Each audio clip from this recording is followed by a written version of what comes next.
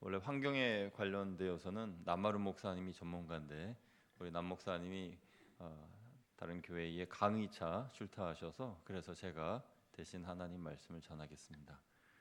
여러분, 요한계시록 8장 말씀을 우리가 읽어보았는데요. 이 요한계시록 8장은 하나님께서 자연재해를 통해서 세상을 심판하시는 메시지가 담겨 있는 장입니다. 그런데 우리가 오해하지 말 것은 하나님께서는 이 지구가 파괴되고 또 자연재해를 통해서 심판하는 것을 원치 않으십니다. 하나님께서 바라시는 이 지구의 모습은 창조 본연의 질서로 회복되는 것이지 파괴되는 것이 아니에요. 그러면 왜 이 요한계시록 8장에는 이 자연재해와 환경 파괴로 인한 심판의 말씀이 기록되어 있는가? 그 이유, 그 발단은 인간의 교만 때문입니다. 인간의 교만 때문에 이런 자연재해를 통한 심판이 예고되어 있는 것이죠. 환경이 파괴되는 것은 사람의 교만과 탐욕의 결과물입니다.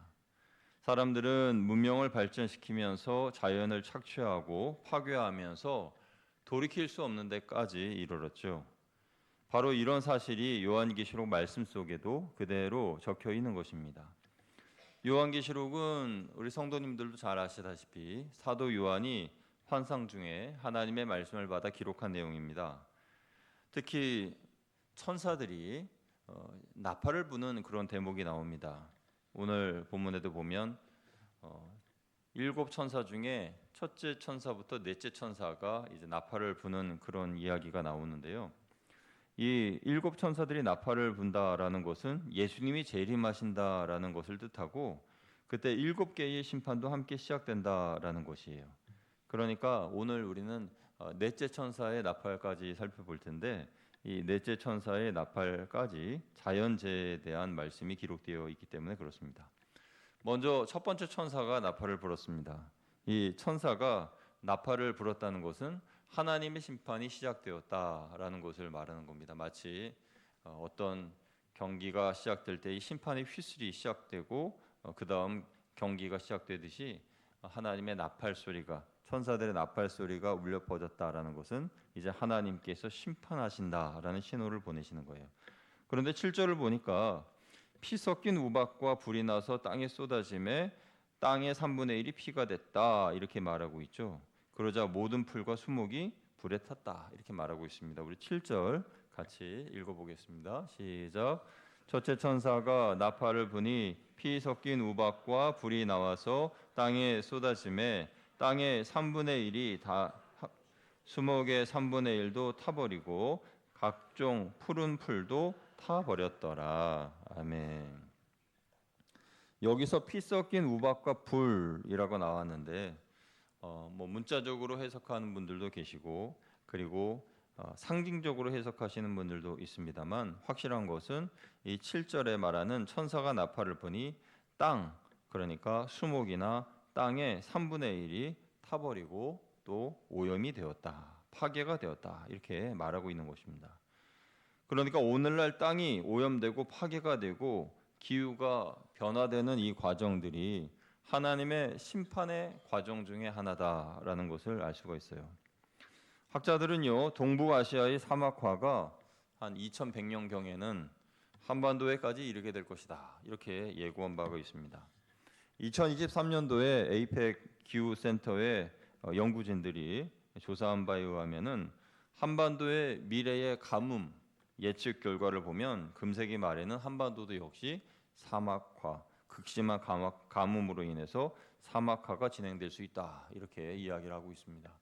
여러분 지금 생각해 보면 우리나라는 뭐 바로 여기서 뭐 좀 금정산성인가요? 거기로만 조금 가면은 막 냇가에서 물이 졸졸졸 흐르고 말이죠. 산이 푸르고 뭐 30분 정도 차 타고 나가면 해운대 바다도 가고 송정 바다도 가고 얼마나 좋습니까? 그런데 그런 것들이 이제 이 세기 말에 볼 수 없는 모습이다라고 한다면 얼마나 끔찍한 일이에요. 가뭄이 계속되면 생태계와 관련된 모든 질서가 무너지죠.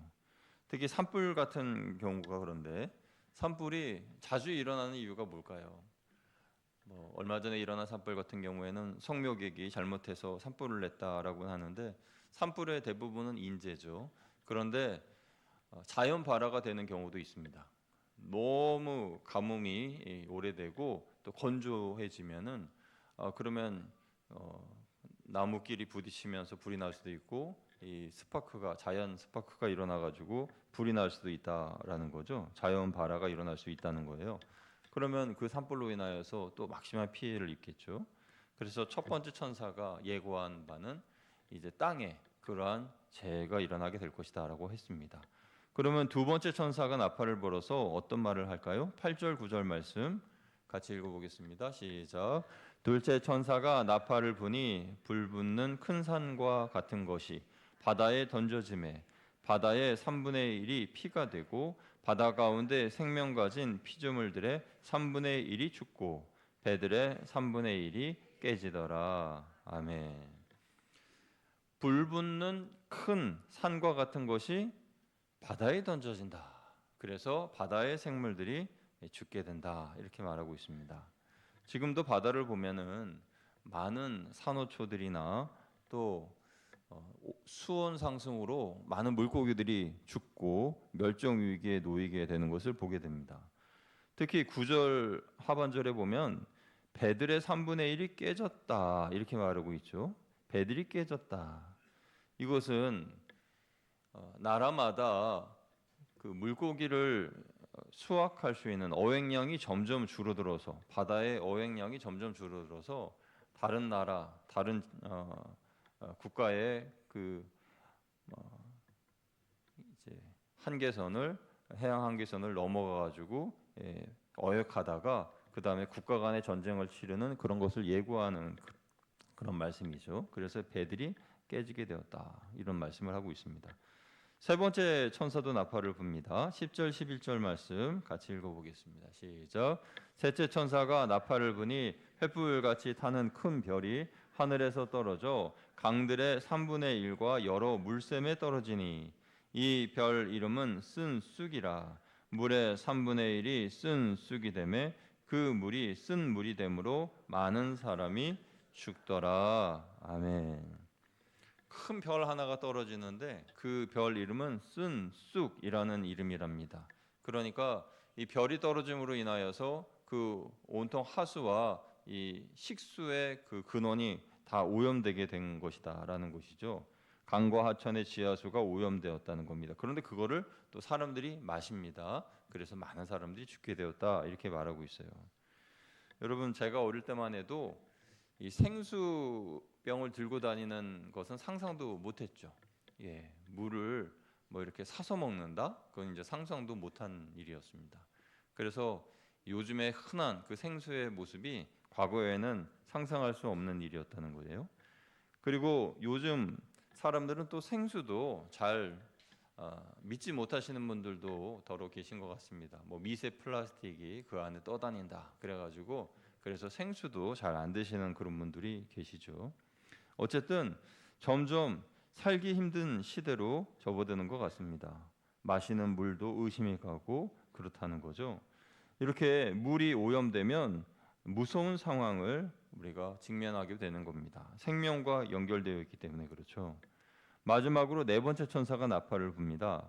넷째 천사가 나팔을 부니까 해 3분의 1과 달 3분의 1과 별들의 3분의 1이 타격을 받아서 어두워졌다. 이렇게 말합니다. 12절 같이 읽어보겠습니다. 시작. 넷째 천사가 나팔을 부니 해 3분의 1과 달 3분의 1과 별들의 3분의 1이 타격을 받아 그 3분의 1이 어두워지니 낮 3분의 1은 비추음이 없고 밤도 그러하더라. 아멘.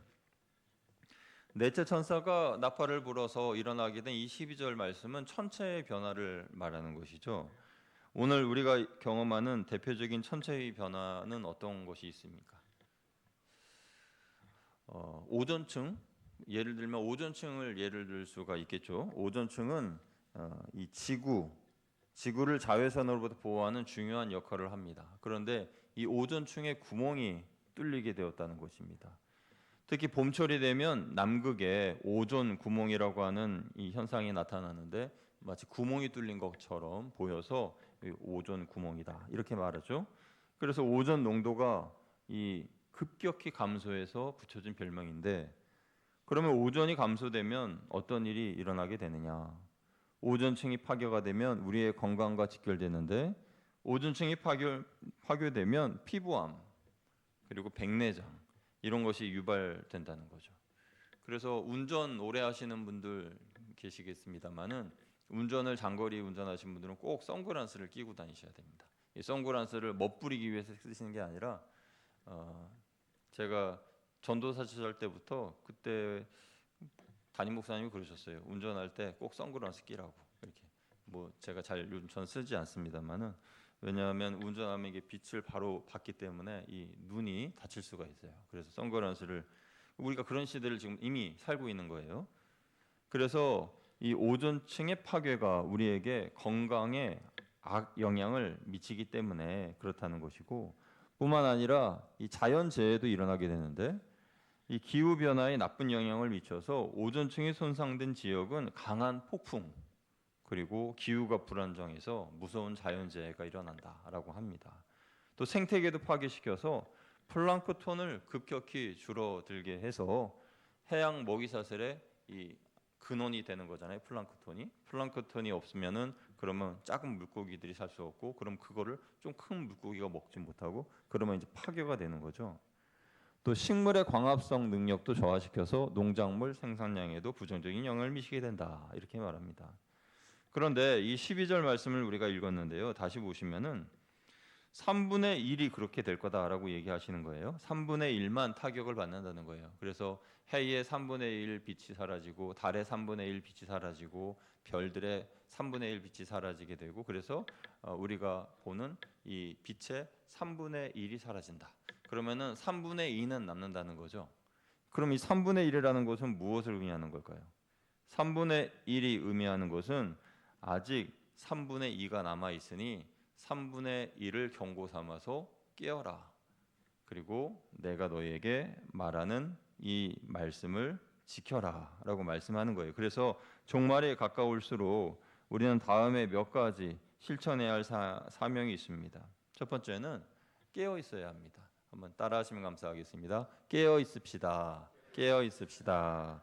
자연이 파괴되면은 아무리 믿는 사람이라고 해도 자연 파괴에 대해서 영향을 받습니다.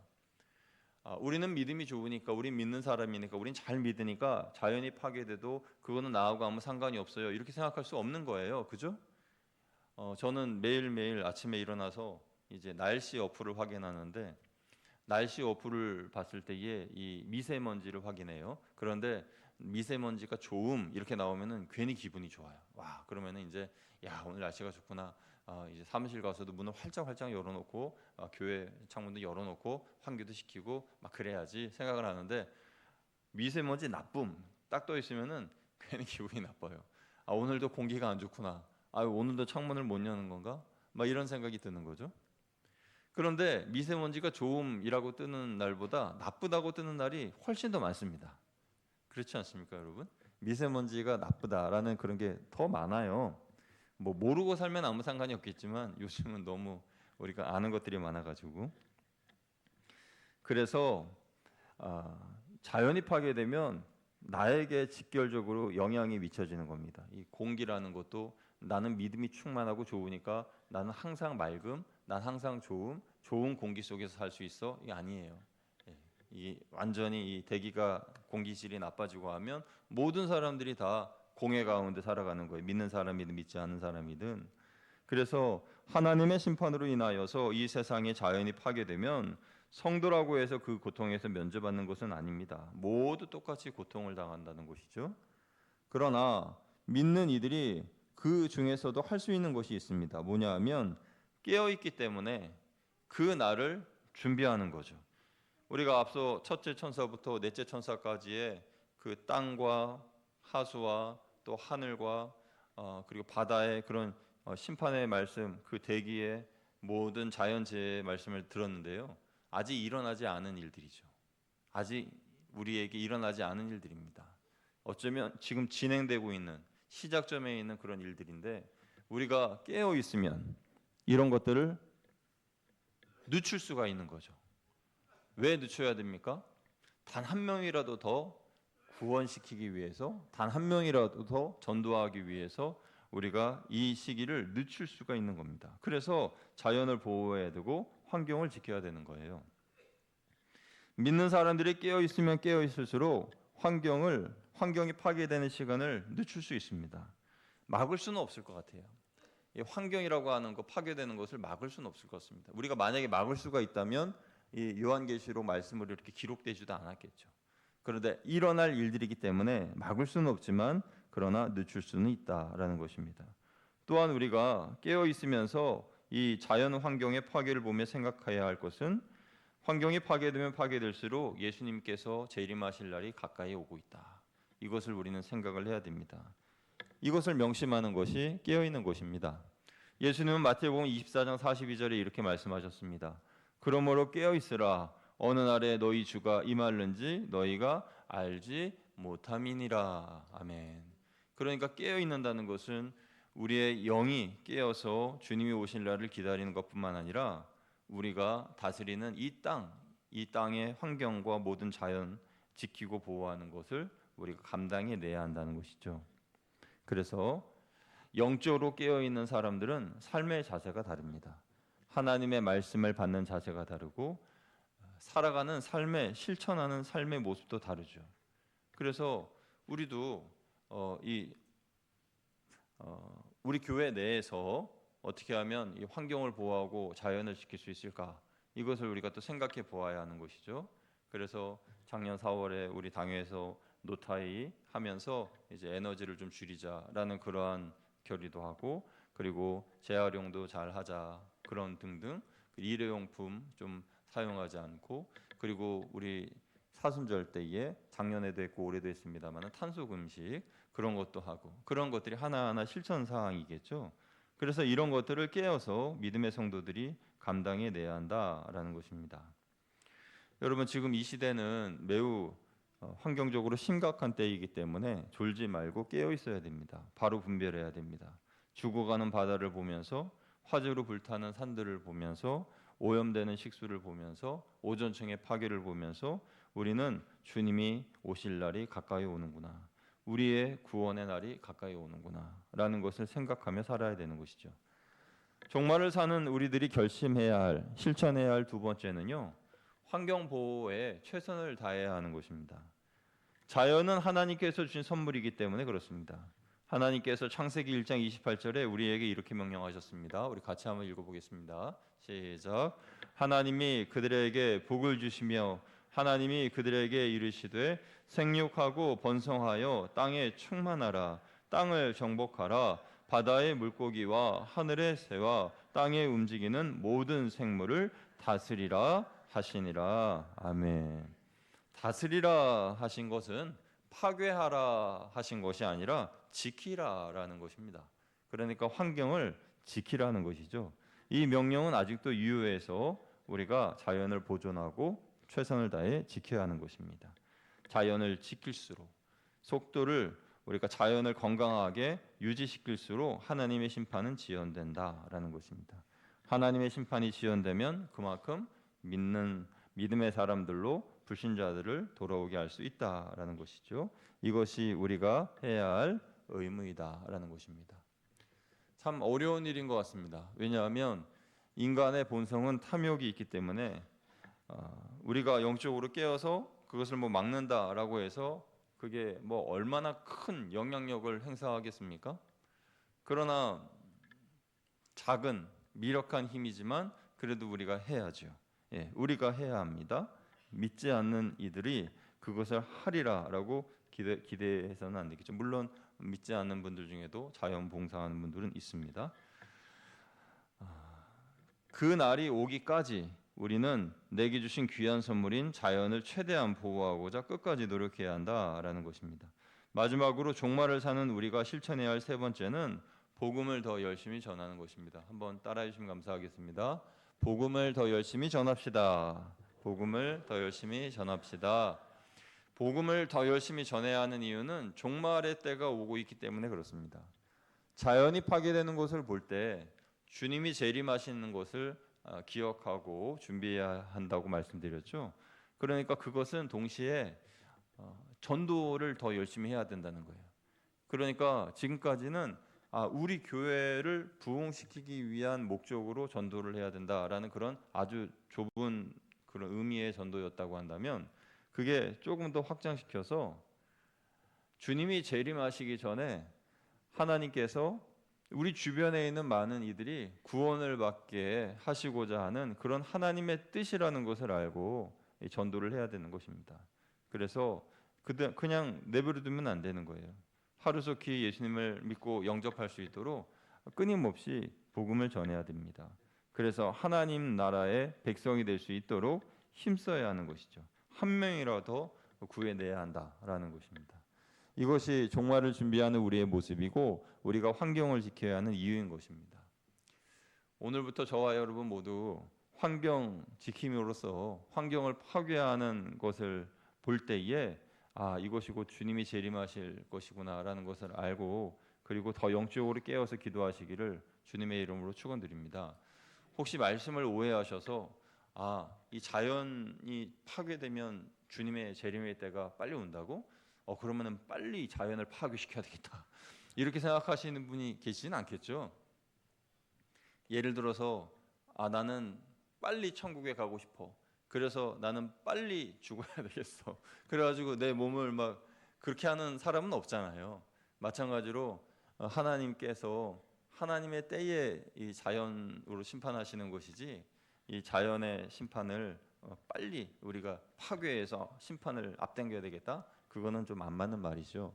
그래서 종말을 준비하는 우리들은 환경이 파괴되는 모습을 보면서 빨리 주님이 오셔야 한다는 마음도 있긴 하지만 이 자연을 지킴으로 한 명이라도 더 구해내야 되겠다 하는 그런 생각을 해야 한다는 것입니다. 그래서 환경 파괴와 자연 재해가 일어날 때마다 우리는 마음을 하나님께로 돌이켜야 하고 더 기도해야 되고 더 깨어 있어야 하고 더 한 명이라도 구원하기 위하여 힘써 전도해야 한다라는 것을 우리는 알아야 합니다. 하나님을 모르는 사람들은 마지막 때가 가까울수록 불안해하고 무서워합니다. 그러나 하나님의 사람은 하나님의 마지막 때, 이 심판의 때가 구원의 날이고 또 어린 양의 혼인잔치이기 때문에 더 기다려지고 더 복된 날입니다. 그래서 개인적으로는 그날을 그리워하고 기다리는 날이지만, 그러나 구원은 나 혼자 받는 게 아니잖아요. 내 주위에 있는 많은 사람들과 함께 천국에 가야 하지 않습니까? 그래서 마지막 날까지 힘써 복음을 증거하시는 저와 여러분 다 되시기를 주님의 이름으로 축원드립니다. 기도하겠습니다. 하나님 아버지, 우리에게 아름다운 지구를 주시고 이 지구에서 하나님이 주시는 맑은 공기와 신선한 물을 마시며 살 수 있도록 인도하여 주심을 감사합니다. 환경주의를 맞아서 당연하다고 생각하는 것들이 당연하지 않은 것이고 하나님께서 주신 큰 은혜임을 깨달으면서 우리가 마실 수 있는 공기, 또 마실 수 있는 물, 모든 것들이 하나님으로부터 온 것임을 알고 감사하며 살아가는 우리들 되게 하여 주시고, 또 이 자연과 환경을 지키기 위해서 더 기도하고 더 헌신하는 우리 믿는 성도들이 다 될 수 있도록 인도하여 주옵소서. 우리 주 예수 그리스도의 이름으로 감사하며 기도드리옵나이다. 아멘.